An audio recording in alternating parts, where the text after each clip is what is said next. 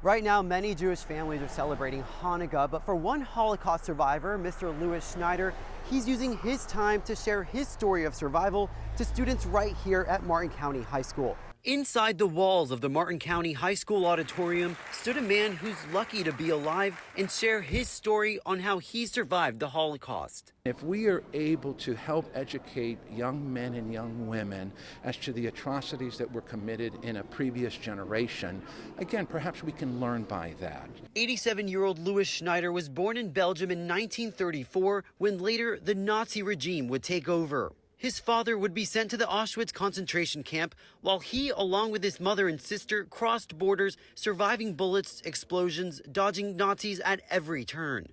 I go into detail on it to bring across what discrimination creates.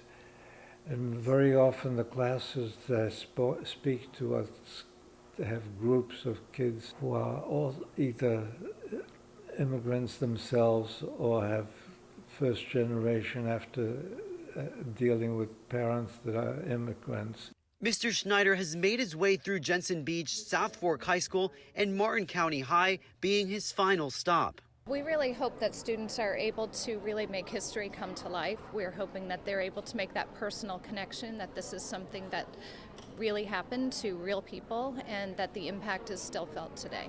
An impact and legacy Mr. Schneider hopes to pass on as he tells his tale of perseverance for younger generations.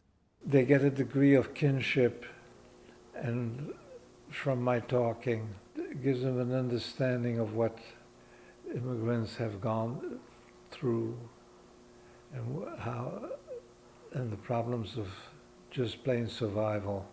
Sadly, many survivors of the Holocaust have since passed, so days like today are so important on preserving that history. So if you'd like to read up more on Mr. Schneider, we have his story posted on our WPTV website.